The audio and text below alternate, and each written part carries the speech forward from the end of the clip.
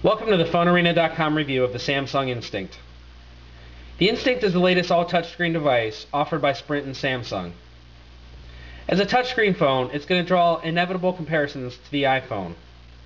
And in fact, Sprint has not shied away from making those comparisons itself. About a month ago, it launched a web campaign pitting the two phones directly head-to-head and pointing out the Instinct's advantages. In fact, the Instinct can hold its own in a comparison. It features EVDO Revision A data, microSD expansion up to 8 GB, GPS, and of course the all-touch display. It's actually slightly smaller than the iPhone as well, including the new iPhone 3G. The design is definitely reminiscent of the iPhone. However, with an all-touchscreen phone, there's really not a whole lot you can do, and Samsung's done the best of making the device their own.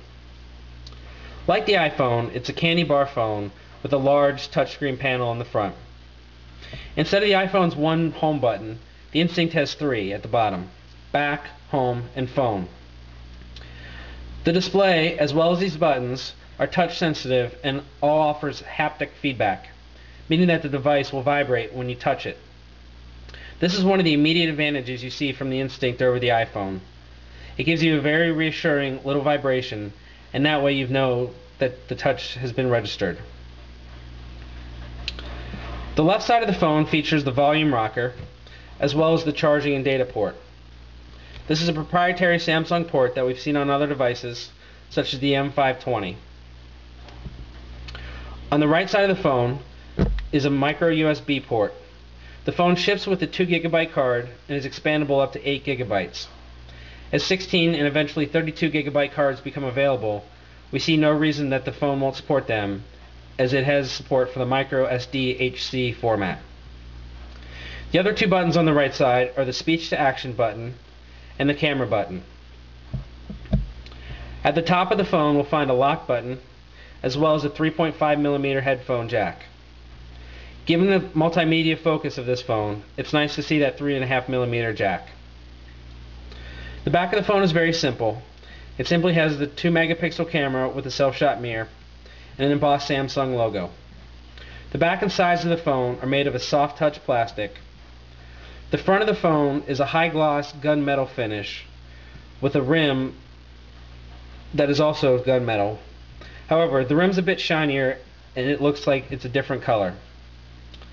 Even though it's high gloss and does fingerprint a lot, because of the dark background, you can't see the fingerprints as much as you can on other devices, such as the Touch Diamond.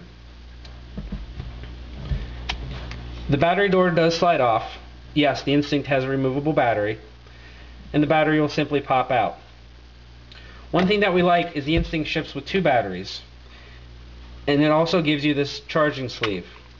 The extra battery simply pops in it, you plug the charger in, and you can always have a battery charging and ready to go. The user interface for the Instinct is completely new. Sprint and Samsung worked to design it from the ground up, which is one of the things we've seen cause touchscreen devices in the past to fail. The LG Voyager comes immediately to mind as a device that doesn't utilize its touchscreen capabilities with the user interface. Simply, you just touch the phone instead of pressing 1 or 2 on the keypad to select menu items. We really commend Samsung and Sprint on creating a completely new user experience, and a finger-friendly one at that. For the purposes of this video, we're going to be using the stylus just so that we can keep the phone fingerprint-free and keep it as clear as possible. However, in our actual testing, we would never pull out the stylus, and the phone's 100% usable with your fingers. As it is a resistive touchscreen, it works off touch pressure as opposed to electric currents. This means that you can use the phone when you're using gloves or something like a stylus. However, it's not quite as smooth as the iPhone's touchscreen, in part because it doesn't have multi-touch technology. The user interface is very simple, with 4 tabs down at the bottom. You have Faves, Main, Fun, and Web. The Favorites tab offers the user up to 12 assignable shortcuts to their favorite applications, contacts, or programs. Let's say we want to add something here. We'll go into Applications, Main, and we'll add the calculator. We use the calculator a lot, so we want it higher up. Simply tap it to grab it, and we can bring it up. If we decide we don't want it, we can click on the little pen, which will edit, and then delete it. It's very simple and straightforward, exactly the way we like it. The main tab gives access to some of the most popular options, such as email and text messaging, voicemail, and navigation. Email is handled through Sprint Mobile Email, and is plenty good for your general consumer. Here we have a Gmail account set up, but if we want to add new accounts, we'd be able to add things such as Yahoo, Hotmail, and AOL Mail. Also is Work Email, which gives the user access to Lotus Notes and Microsoft Exchange. This is the first time we've seen this on a dumb phone, and something that we really like. Messaging is also new. Here we have 4 different conversations going on. As we pull them up, you can see threaded text messaging is in effect on the Instinct. It's something that we've been wanting to see on regular phones for a long time, so it's finally nice to see it. If we hit reply here, we'll see the on-screen keyboard. Quite frankly, it's the best QWERTY we've ever used as far as on-screen keyboards go. It's quite accurate. In fact, even right after we pulled it out of the box, we were typing quickly on it, and it was keeping up with us. One of the issues we do have, however, is the portrait keyboard. In this mode, instead of the standard T9 keypad that you would expect to see, for some reason Samsung has gone with an alphabetical keyboard that really makes no sense whatsoever. This is something that we hope they address on their next software update. Lastly, there is handwriting recognition.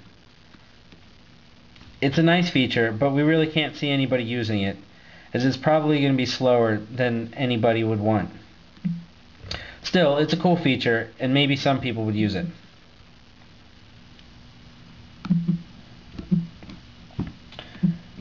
The next thing we're going to see on the main tab is voicemail. For the first time, we have visual voicemail on Sprint. We're in our inbox here, and you can see we have 3 different messages waiting for us. We simply tap on the message we want to listen to, and it'll bring it up. Welcome to visual voicemail from Sprint. As you can see, we can pause, fast forward, and rewind the message. If we hit talk, we can call the user back. We can lock the message if it's important, or send them a text message directly. Lastly, we can reply to the message via a backdoor message or forward it to a different user. It's a great application, and we can't wait to see it on future devices. Sprint navigation is also included on the phone, and looks great on the large 3.5-inch screen. It's the same Sprint navigation that we see on other phones, but with a touchscreen interface, it's a lot easier to use. Also, for the first time, it's integrated into live search.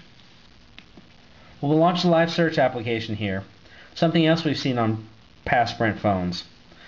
But on this one, we'll be able to actually search for something worth our voice, and then choose to get directions through Sprint navigation.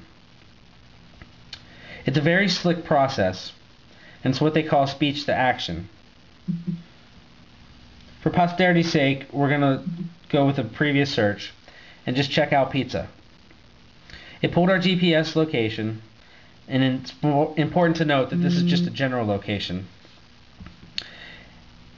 It vibrated to tell us that it found all the results, and all we have to do is tap on the one we want. From here we can call them, map it, get directions, share it with another user, or save it. Or, if we click on the little car, you can see it'll launch Sprint navigation here and give us driving directions. This is fantastic and something that we really like to see. It's the best GPS experience we've ever seen on a phone.